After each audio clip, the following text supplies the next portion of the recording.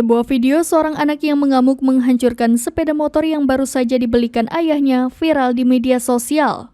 Dalam video yang beredar di media sosial, terlihat seorang ayah dan anak tengah berada di depan sebuah showroom sepeda motor.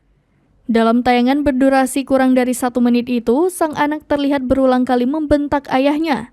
Anak itu terlihat menendang dan memukul sepeda motor yang diduga baru dibelikan oleh ayahnya itu.